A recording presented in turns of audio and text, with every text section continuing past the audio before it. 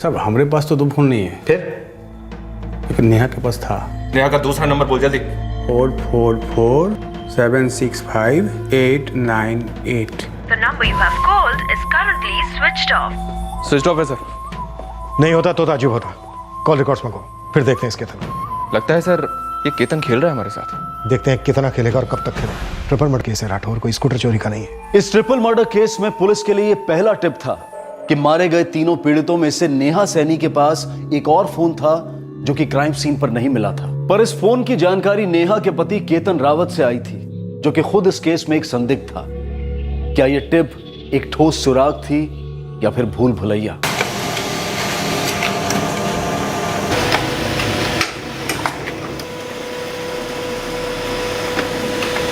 ये सिम 4447658898 6 महीने पहले एक्टिवेट किया गया है। बड़ी अजीब बात है सर, इस सिम से कॉल तो 15 किए गए लेकिन मैसेज 21 किए गए। ये किसी पंकज मिश्रा के नाम पर रजिस्टर्ड है। जी हाँ सर, और यहाँ एड्रेस भी है 14/156 Rajveer colony, railway lines, Kanpur.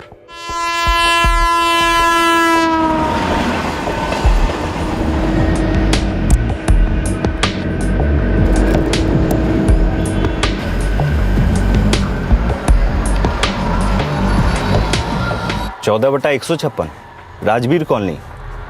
साहब ऐसा पता तो पहले कभी नहीं सुना। पक्का? पक्का साहब। ये एड्रेस फर्जी है तो डॉक्यूमेंट भी फर्जी होंगे। ये नाम भी फर्जी होगा पंकज मिश्रा, और डॉक्यूमेंट पे लगी फोटो भी फर्जी होगी। मैं फिर भी फोन कंपनी से मांग लेता हूँ सर।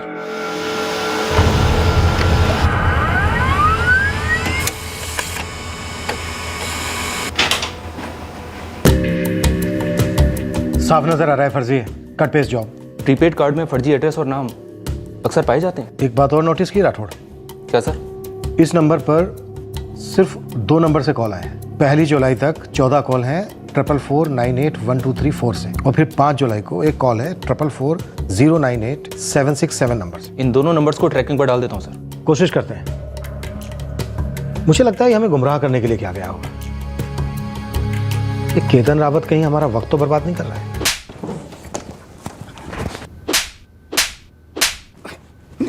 खेल खेल रहा है हमारे साथ। हाँ, खेल खेल रहा है। किस्मत खेल रही है हमारे साथ साहब। देखिए ना साहब, सच्चे दिल से प्यार किया हमने, फिर भी उसने अपना असली रंग दिखाया।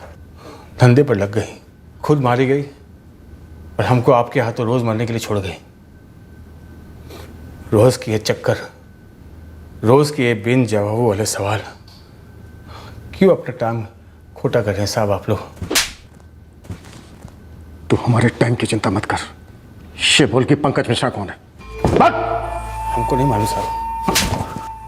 थप्पड़ मारने से कोई चीज कैसी याद आ सकती साहब, इसका पता ही ना हो। पहले बादल बादल लगा रखा था फिर चौधरी परिवार, अब पंकज मिश्रा टपका। हम खुद अपनी पत्नी को नहीं जान पाए तो किसी और को खाक जानेंगे साहब।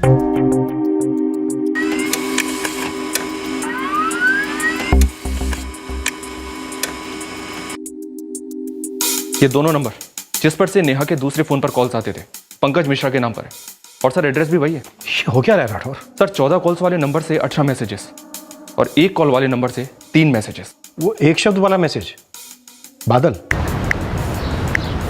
वैसे तो हम जान गए हैं सर ये बादल किस चीज का कोड था, लेकिन ऐसा लगता है सर यहाँ कुछ और भी है। अगर कुछ और है भी राठौर तो इस वक्त हमारे पास कोई लीड नहीं है। इस वक्त हमें सिर्फ 3 चीजें क्लियर है।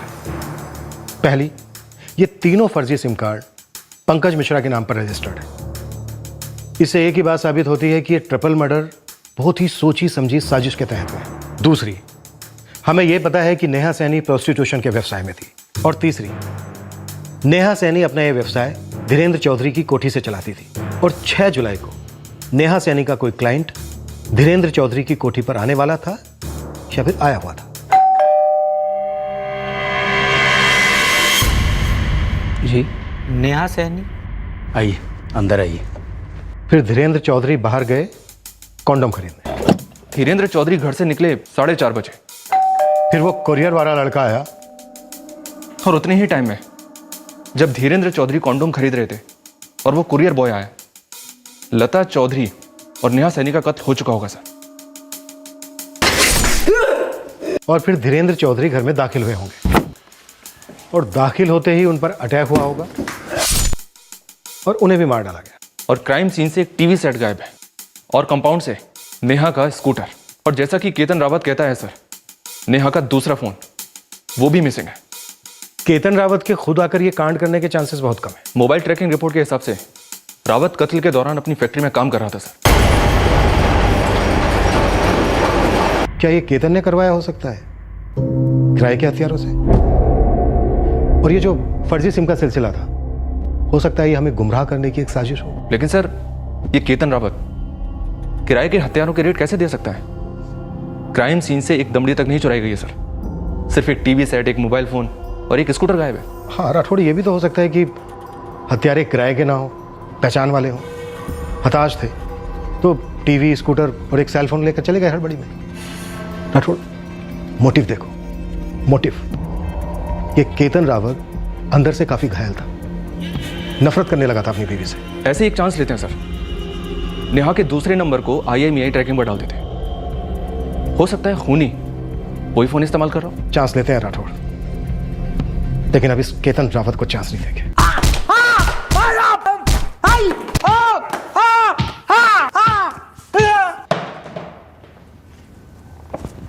तो केतन साहब आया होश ठिकाने?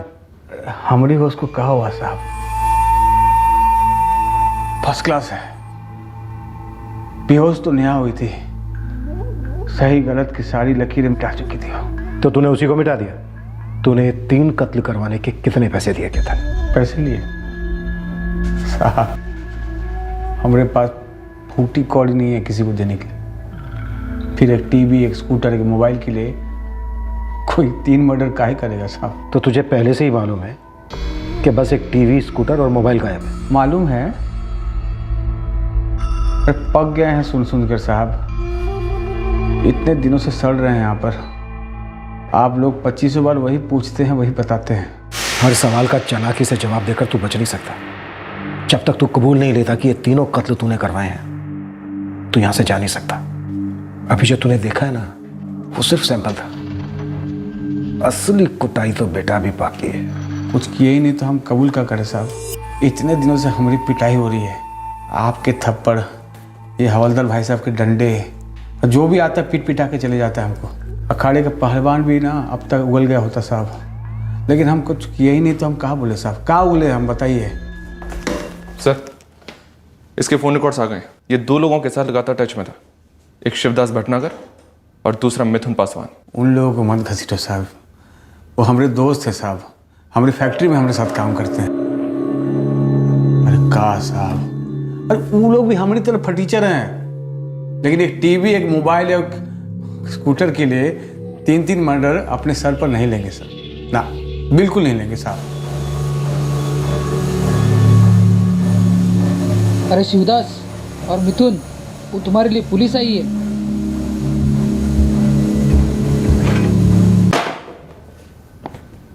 शिवदास भटनागर, मिथुन पासवान, अगर एक भी झूठ बोला ना, एक भी, तो तुम दोनों के शरीर में एक भी हड्डी बिना टूटे नहीं बचेगी। किस बात का झूठ साहब? साहब, अगर हम लोगों ने गलत काम किया होता तो वहाँ मजदूरी करते हुए कभी ना मिलते। जरा सोचिए ना साहब। नेहा सैनी, तुम्हारे दोस्त केतन की पत्नी, एक बुजुर्ग जोड़ा धीरेन्द्र चौधरी और लता चौधरी, इन तीनों का तुम दोनों ने कत्ल क्यों किया?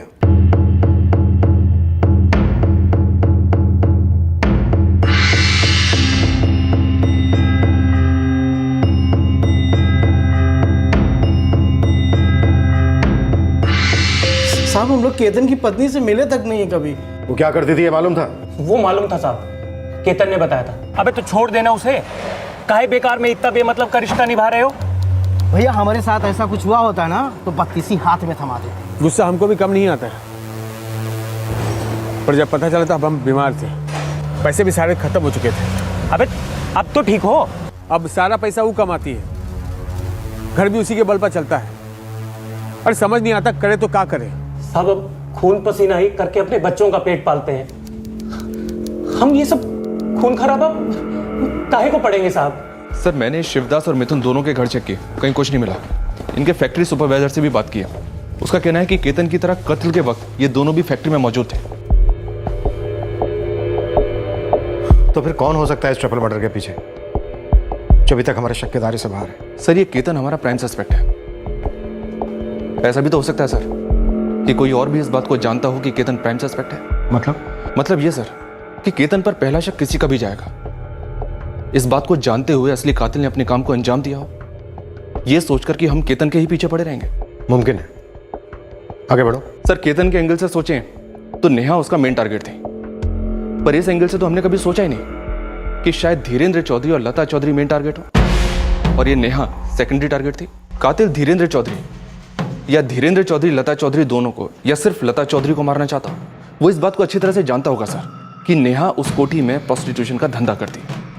उस कोठी में कई सारे कस्टमर्स आते होंगे। बस इस बात का, इस बैकड्रॉप का उसने फायदा उठाया।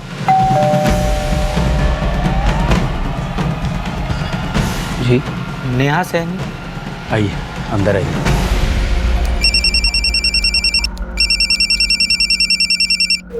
सर मैं आपको सब कुछ तो बता चुका हूँ।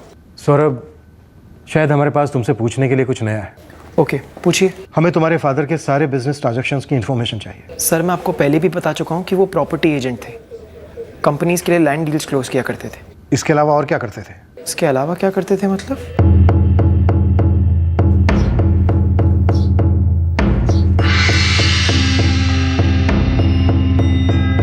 सर ये मेरे पापा के क्लाइंट्स के पेपर्स हैं, रेंट एग्रीमेंट्स, प्रॉपर्टी डील्स वगैरह। वक्त मिलते ही उनके क्लाइंट्स को वापस कर दूंगा। तुम्हारे पापा को अपने किसी क्लाइंट से कोई खतरा था? सर पहली बात तो ये कि मुझे मेरे पापा के क्लाइंट्स के बारे में कुछ भी नहीं पता, और दूसरी बात ये कि किसी को अपने क्लाइंट से खतरा कैसे हो सकता है सर? तुम्हारे घर से एक प्रोस्टिट्यूट अपना बिजनेस ऑपरेट कर रही थी तुम्हारे मम्मी पापा की रजामंदी से। कुछ कहना चाहोगे इस बारे में? मुझे इसके बारे में कोई आइडिया नहीं, बस शौक है, दर्द है बेशुमार। 4 साल पहले मैं MBA करने लखनऊ चला गया। आप लोग सोच नहीं सकते कि क्या बीत रही है मुझ पर एक घिनौनी हकीकत जानने के बाद। हम समझ सकते हैं सौरभ कि इस वक्त तुम कितनी घिन महसूस कर रहे होगे ये जानकर कि तुम्हारी पीठ पीछे तुम्हारे बूढ़े माँ बाप ये सब कर रहे थे। सौरभ, अब हमसे तो तुम सुन ही चुके हो, किसी और से भी सुना होगा तुमने। सर आप साफ साफ कहिए ना, क्या कहना चाहते हैं? साफ साफ बात यह है सौरभ, क्या हमें यकीन नहीं हो रहा है तुम पर, तुम्हारी किसी बात पर, कि तुम्हारे घर में एक प्रोस्टिट्यूट अपना बिजनेस ऑपरेट कर रही थी और तुम्हें उसकी कोई जानकारी नहीं थी। सर मैंने धीरेन जी के कम से कम 15-20 क्लाइंट्स के साथ बात की है, लेकिन सबके सब खुलकर बात करने से झिझक रहे हैं। झिझक रहे हैं तो घसीट कर थाने लाओ राठौड़। बादल वाले क्लाइंट्स के झिझक हम खूब झेल चुके हैं, अब नहीं। हमें जल्द से जल्द पता लगाना है कि धीरेन्द्र चौधरी और नेहा सैनी के बीच ऐसी क्या इक्वेशन थी जिसकी वजह से नेहा सैनी धीरेन्द्र चौधरी के घर से अपना धंधा चला रही थी। तुम देखना, इस इक्वेशन के पीछे ही हमें इस ट्रिपल मर्डर के राज मिले।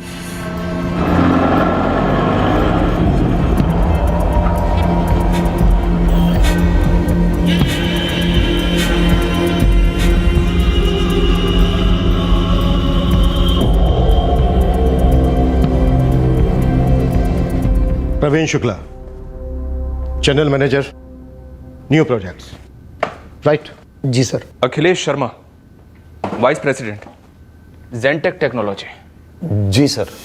जी हाँ, धीरेन्द्र चौधरी हमारी कंपनी के नए जॉब फ्लोर के लिए जगह फिक्स कर रहे थे। जब भी कोई नई प्रॉपर्टी नजर आती या मार्केट में लाई जाती तो हमेशा हमें वो तुरंत कांटेक्ट करते। अपने काम में काफी सटीक थे मिस्टर चौधरी। नेहा सैनी, नेहा सैनी को तो आप जानते ही होंगे। जानता हूं सर, मगर अब क्या कहूं। सच कहिए ना सर, जानते थे या नहीं जानते थे? जानता था सर, लेकिन प्लीज मुझे इन सब में इन्वॉल्व मत कीजिए। मुझे मालूम है नेहा के साथ धीरेन्द्र जी का और लता जी का मर्डर हुआ है। मैं अपनी कंपनी का ईमानदार और वफादार वर्कर हूँ। समाज में मेरी इज्जत है, बाल बच्चेदार आदमी हूँ। इस सब में मेरा नाम मत घसीटिए। ठीक है, आपका नाम नहीं घसीटेंगे, लेकिन उसके लिए आपको अपना नाम क्लियर करना होगा। आपको हमें यह बताना होगा कि धीरेन्द्र चौधरी और नेहा सैनी के बीच क्या कनेक्शन था। सर आप वादा करते हैं कि इसमें मेरा नाम कहीं भी नहीं आएगा? हाँ, करते हैं वादा। अगर आपके कर्म साफ है तो आपका नाम साफ रहेगा, पर अगर इन मर्डर्स में आपकी कहीं भी इन्वॉल्वमेंट दिखी तो सरे बाजार आपका नाम उछलेगा मिस्टर प्रवीण शुक्ला। नहीं नहीं सर, मेरी इसमें कोई इन्वॉल्वमेंट नहीं है।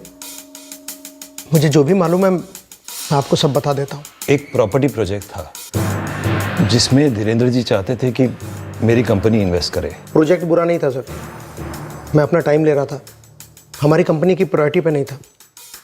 पर चौधरी हाथ धो के पीछे पड़ा था कि इन्वेस्टमेंट करो। फिर उन्होंने अपनी तरफ से एक ऑफर किया। धीरेन्द्र जी, प्रोजेक्ट अच्छा है, मैं मना नहीं कर रहा, लेकिन इतनी बड़ी इन्वेस्टमेंट थोड़ा सोचना पड़ेगा। कंपनी में और लोग भी है, उन्हें मनाना पड़ेगा। बिल्कुल नेशनल हाईवे से लगकर है, इलाका चंद सालों में स्मार्ट सिटी में गिना जाएगा। हमारी बात पर इतना तो भरोसा रखिए अखिलेश साहब। भरोसा है धीरेन्द्र जी, बस इतनी बड़ी इन्वेस्टमेंट कंपनी के लिए थोड़ा सोचना पड़ेगा।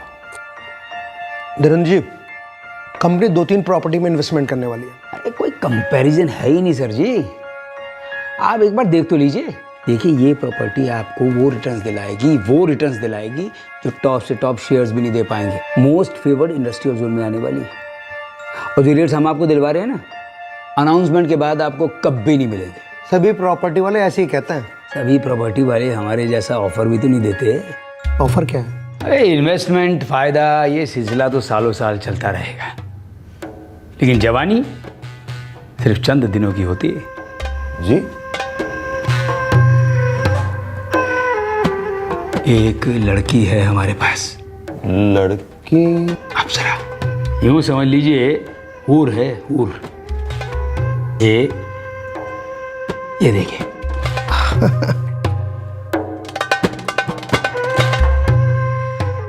आप कहीं मेरा कोई स्टिंग ऑपरेशन तो नहीं करने वाले ना? कैसी बातें कर रहे हैं प्रवीण जी, लड़की को मिलेंगे आप हमारे घर में, और हम स्टिंग ऑपरेशन करवा के अपने घर को हाईलाइट थोड़ी ना करेंगे।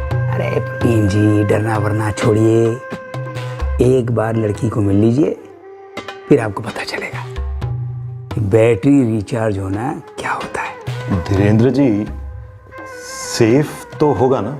अरे अखिलेश जी, इससे ज़्यादा सेफ्टी आपको कभी नहीं मिलेगी, कहीं नहीं मिलेगी।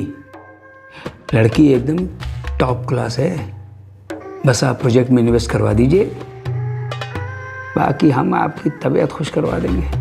हाँ, बेसिक सौदा था सर कि मेरी कंपनी उस प्रोजेक्ट में इन्वेस्ट करेगी, और बदले में क्या मिस्टर शुक्ला? बदले में मुझे नेहा के साथ एक सेशन मिलेगा। देखिए सर, मैंने कोई गैर कानूनी काम नहीं किया, सिर्फ अपनी कंपनी का पैसा इन्वेस्ट करवाया, और साथ में मेरा थोड़ा एंजॉयमेंट भी हो गया।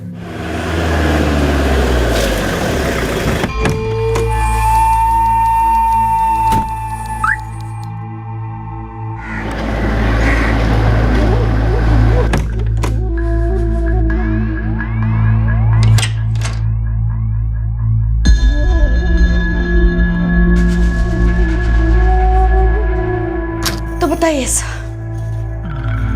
आपको क्या पसंद है?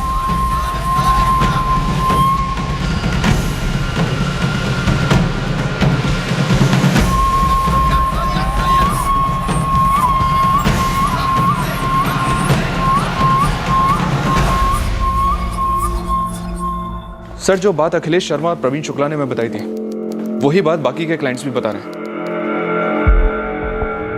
धीरेन्द्र चौधरी नेहा सैनी का इस्तेमाल कर रहा था अपने प्रॉपर्टी बिजनेस में क्लाइंट को लुभाने के लिए। क्या धीरेन्द्र चौधरी ने नेहा सैनी को भी फंसाया होगा प्रोस्टिट्यूशन में? शायद नहीं सर, क्योंकि नेहा के कस्टमर दिनेश रस्तोगी ने हमें बताया था।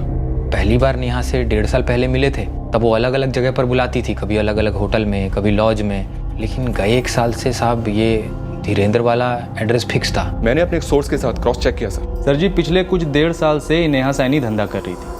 कभी रॉक्सी होटल, तो कभी मेघदूत होटल में कस्टमर बुलाती थी, तो कभी प्रिया लॉज में, तो कभी सायरा रेसिडेंसी में। बस 1 साल पहले उसका धीरेन्द्र चौधरी घर में काम फिक्स हुआ था, तब से कहीं और नहीं गई थी। पर ये धीरेन्द्र चौधरी उसे ऐसा क्यों करने देता था? कनेक्शन क्या था इन दोनों के बीच राकेश? सर जी, वो तो अभी मालूम नहीं पड़ा है, मगर जल्दी ये मालूम पड़ जाएगा। धीरेन्द्र चौधरी और नेहा सैनी के बीच कोई डील हुई हो? उनके बीच क्या डील थी सर, ये तो वही दोनों बता पाते, पर अब ये तो होने से रहा। लेकिन सर, 2 और लोग हैं जो शायद इस बात को बता पाएंगे। सौरभ चौधरी और केतन रावत।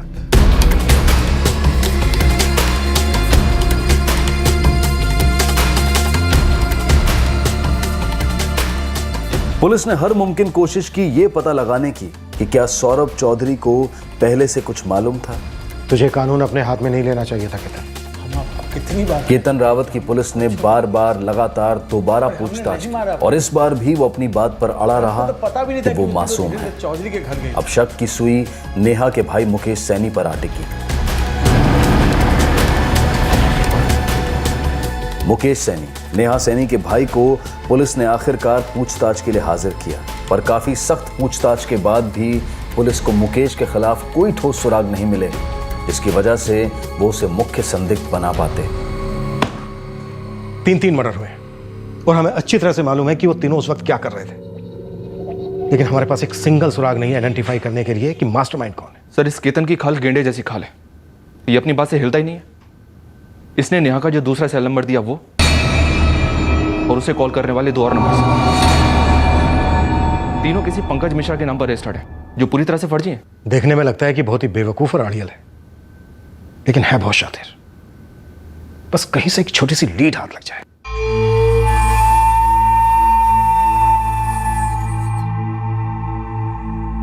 जी सर, 10 मिनट पहले ही फोन चालू हुआ है। नया सिम डाला गया है? जी सर, 444284321। ये नंबर किसी और फोन पर भी इस्तेमाल हुआ था। हेलो, ये वही फोन था जिसे केतन ने नेहा का दूसरा फोन बताया था। IMES सर्वेलेंस ने उस फोन को दूसरे नंबर के साथ ट्रेस कर लिया है। 444284321 ये नंबर इस्तेमाल हो रहा है उस फोन पर। कोई प्रकाश अवस्थी है सर, उसका एड्रेस भी हमारे पास।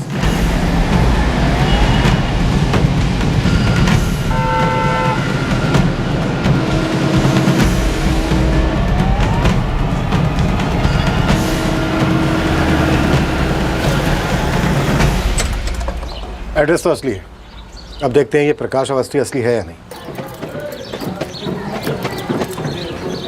ये प्रकाश अवस्थी यहीं रहते हैं? हाँ, यही रहता है प्रकाश अवस्थी। इस वक्त कहाँ है? सुबह घर पे ही देखा था। वो अकेले रहता है ना, अपनी मर्जी का मालिक है। अपने दोस्तों के साथ गया होगा इधर उधर। सर, वो है ना, हमेशा यहाँ पे पास में एक होटल है गुरु कृपा, वहाँ नाश्ते के लिए जाता है।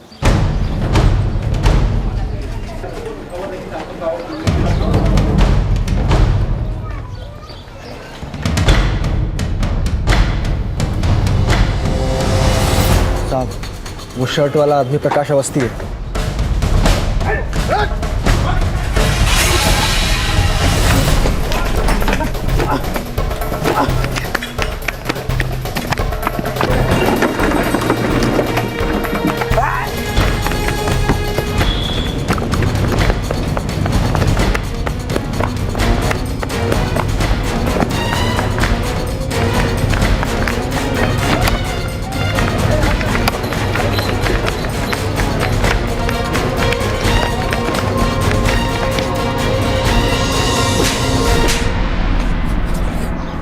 अच्छा हुआ तू भागा, अब लोग अब में हमारा टाइम वेस्ट नहीं होगा। लगा चलो। ओ साहब, साहब, आपने उस आदमी को धर लिया है ना, जिसके पास नेहा का दूसरा फोन था। अब वही केस का दी एंड करेगा साहब, हम कह रहे हैं। अब हम आपके हाथ जोड़ते हैं साहब। ओ साहब, अब हमको छोड़ दीजिए। अरे सुनिए, ओ साहब, हमको छोड़ दीजिए साहब, हम आपके हाथ जोड़ते हैं साहब, हमको जाने दीजिए।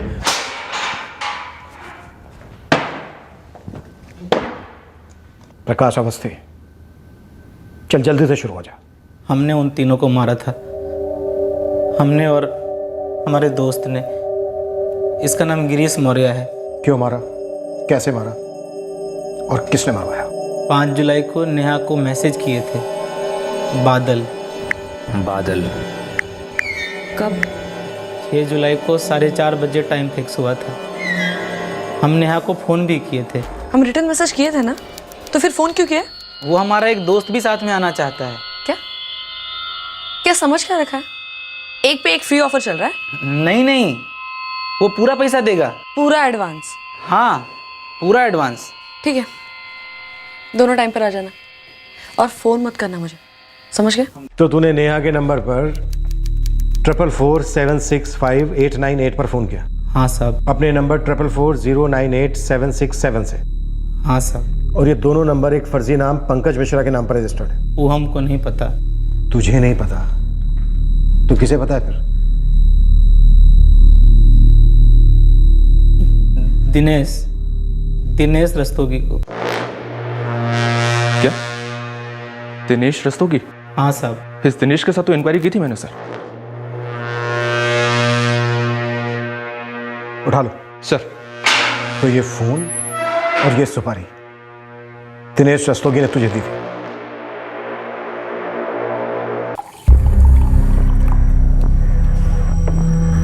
हीरा नंबर, इस पे मैसेज करना है। कहाँ मैसेज करना है? इस फोन से इस नंबर पे मैसेज करना है। बादल। बादल? हाँ, BADAL।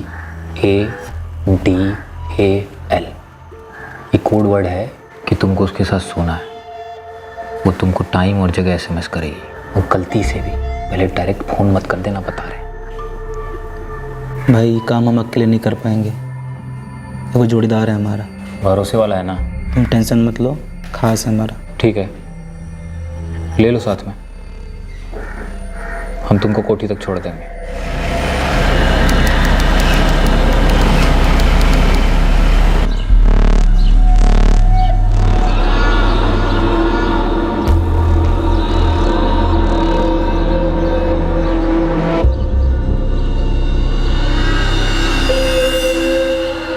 हो रही कोठी, जाओ।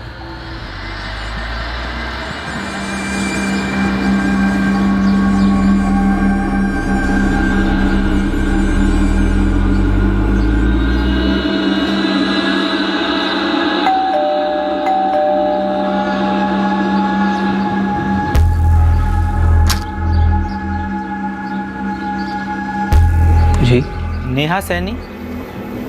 आइए, अंदर आइए, बैठिए माँ। नेहा, तुम्हारे कस्टमर्स आए हैं। धीरेन्द्र जी, हमारे पास बस एक ही कॉन्डम बचा है, आप मेडिकल से ले आएंगे? लाते हैं। आप दोनों में से जो भी पहले बैठना चाहते हैं आ जाओ अंदर।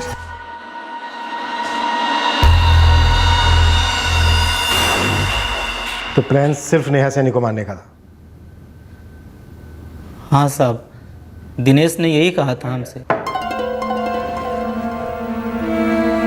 नेहा सैनी नाम है, धंधा करती है, खत्म करना उसको।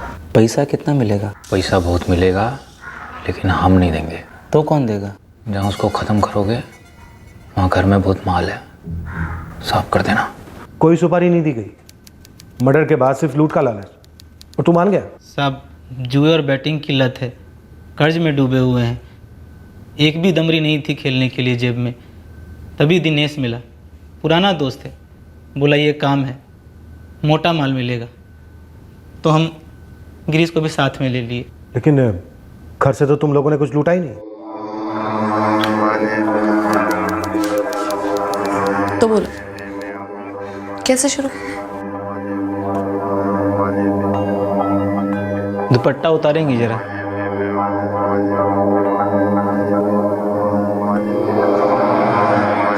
जरा पीछे घूम जाइए। पीछे घूम।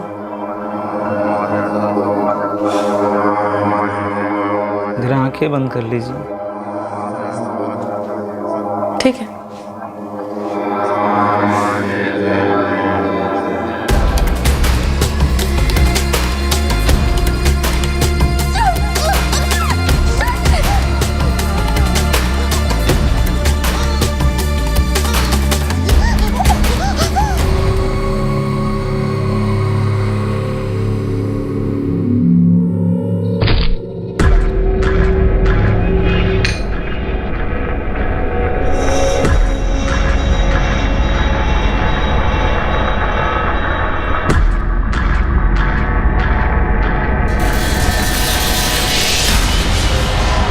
नेहा,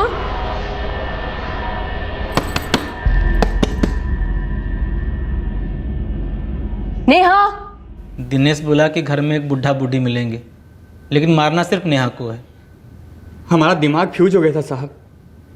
साहब वो बुढ़िया जान में थी कोनो गड़बड़ है, हम क्या करते साहब, हमें कुछ समझ नहीं आ रहा था।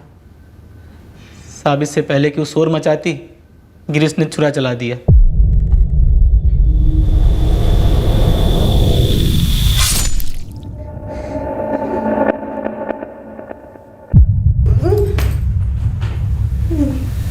अबे अबे यार ये कहाँ किए? अरे बुढ़िया चीखने वाली थी, हम क्या करते? माल लूटे कि नहीं? नहीं, लेकिन लड़की को मार दिए। अरे यार चलो फटाफट माल लूटते और निकलते हैं यहाँ से। अरे छोड़ ना यार, वो बुढ़ा हम लोग का चेहरा पहचान लिया है, सब गड़बड़ हो गया है बे। चलो यहाँ से।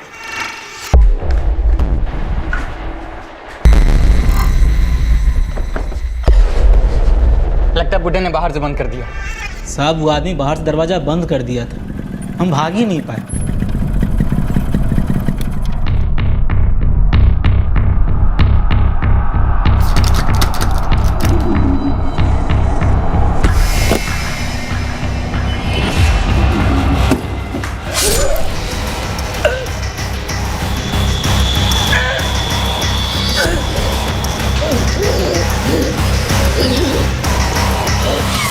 चलो बाहर चलते हैं। कैसे बे? हमारे शर्ट पे खून का निशान साफ दिखाई दे रहा है, तुम्हारा तो गहरा रंग है, पता भी नहीं चलेगा, हम पकड़े जाएंगे। तो अब क्या करें प्रकाश?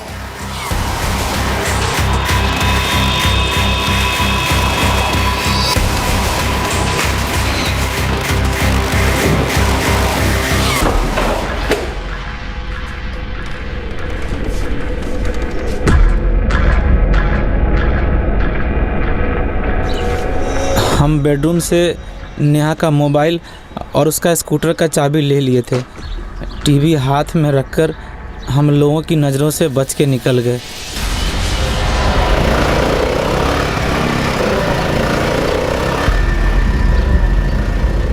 हो गया? ज़्यादा ही हो गया, बुढ़ा बुढ़ी को भी मार दी। और कुछ लूटने को भी नहीं मिला, ये स्कूटर, एक टीवी और एक मोबाइल, बस। चलो मिट्टी डालो, निकलते हैं यहाँ से। दिनेश नेहा सैनी को क्यों मरवाना चाहता था? क्या फिर किसी और के लिए मरवाना चाहता था? वो हमको नहीं पता। दिनेश दोस्त है हमारा, हमको पैसा चाहिए था। वो बोला वहाँ पे खूब माल मिलेगा, हमको तो वहाँ कुछ मिलबे नहीं किया।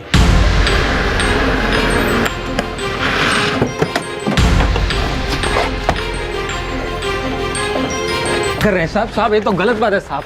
आप बुलाए तो थे साहब, एक बार सब कुछ बता तो दिए थे हम। सब कुछ ही तो नहीं बताया तूने। साहब ही क्या किए? तूने बताया नहीं अपनी पत्नी को कि तेरे सर पे 3-3 मर्डर के चार्ज लगने वाले?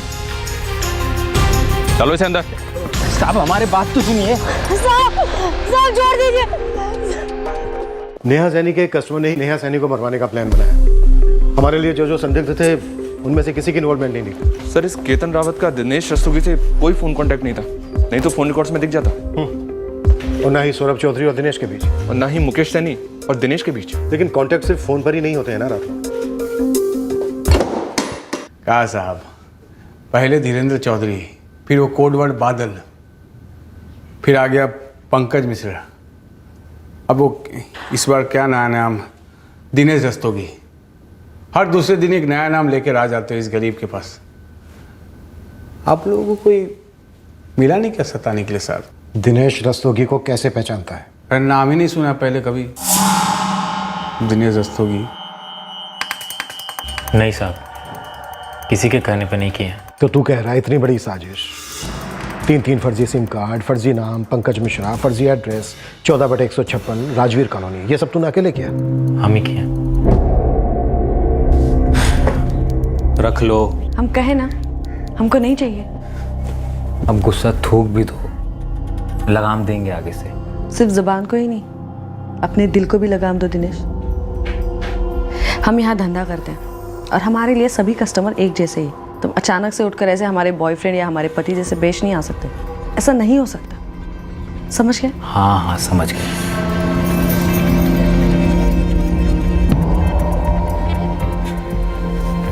अब तो दिल खुश कर दो।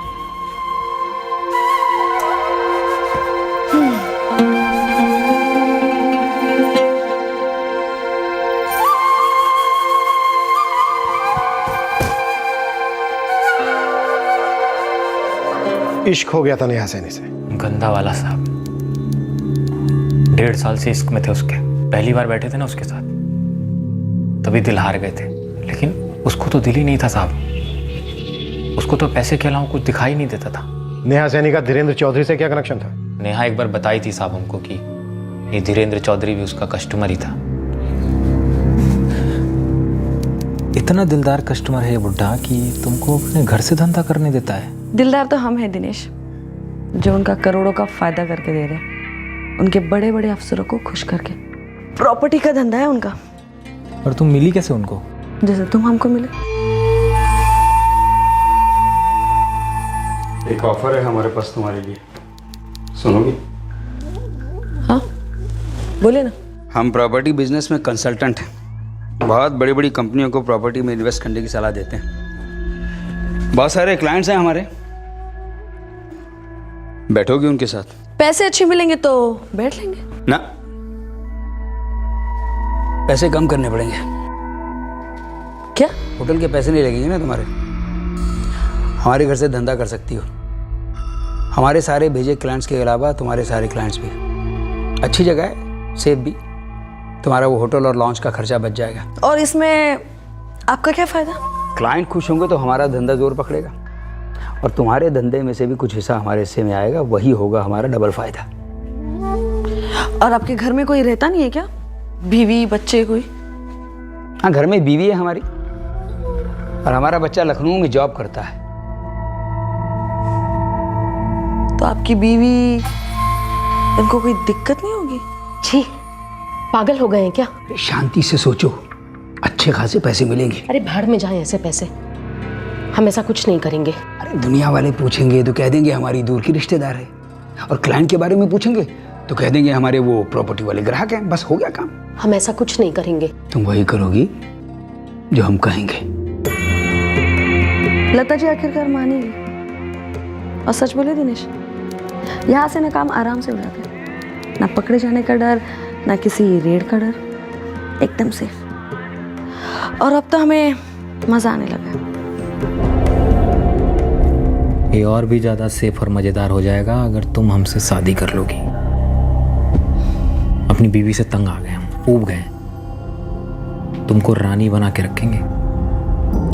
अपने कपड़े पहन लो, अगला कस्टमर बाहर वेट कर रहा है। अरे कह रहे हैं रानी बना के रखेंगे।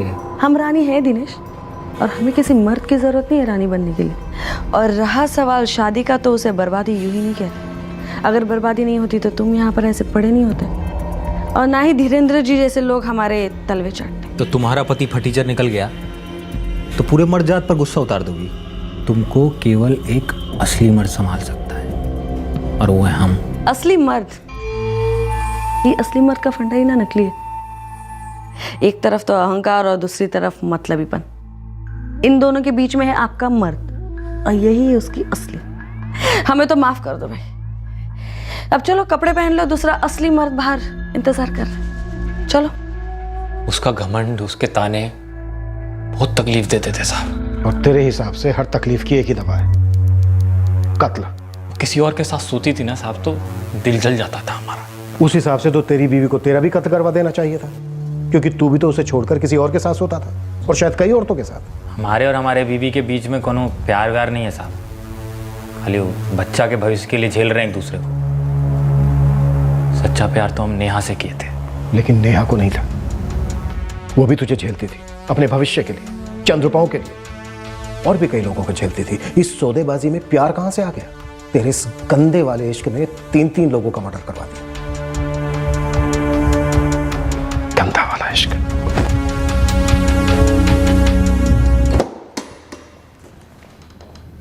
अरे साहब आइए आइए। आज कौन सा नया नाम पेश करने वाले हैं हमरे सामने साहब? आज कितनी पिटाई होने वाली है हमारी, बताइए। केतन, तुम अपने घर जा सकते हो। हम जा सकते हैं? सच? आप उनको पकड़ लिए क्या? दिनेश रस्तोगी, नेहा का एक कस्टमर था। प्यार हो गया था नेहा से। उसे नेहा का धंधा करना पसंद नहीं था। उसने नेहा को शादी का ऑफर किया, उसने ठुकरा दिया। उसे गुस्सा आया, उसने अपने 2 दोस्तों से नेहा का कत्ल करवा दिया, और उन्होंने चौधरी जोड़े को भी मार डाला। अरे बाप रे! नेहा का स्कूटर, मोबाइल फोन और उस घर का टीवी, ये तीनों चीजें हमने बरामद कर ली हैं। साहब, सबसे ज्यादा दर्द हमको हुआ था जब हमारा दिल, भरोसा सब तोड़ा था नेहा ने। लेकिन हम कभी भी उसको मारने तक नहीं सोचे थे साहब। हम मानते हैं कि हम कमजोर थे थोड़ा सा। हम उसको हिम्मत नहीं दिला पाए कि हम घर को ठीक ढंग से चला लेंगे, पैसे कमाने की कोशिश करेंगे। बाकी एक टाइम तक हम उससे सच्चा प्रेम करते थे साहब। केतन, सॉरी,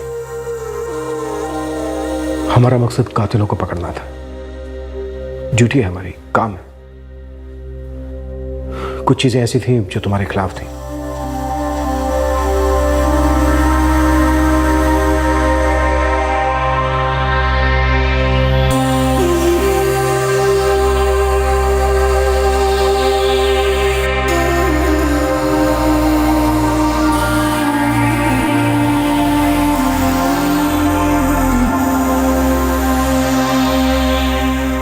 दिनेश रस्तोगी और उसके दोस्त प्रकाश अवस्थी और गिरीश मौर्य को आईपीसी की धारा 302 के तहत गिरफ्तार कर लिया गया है।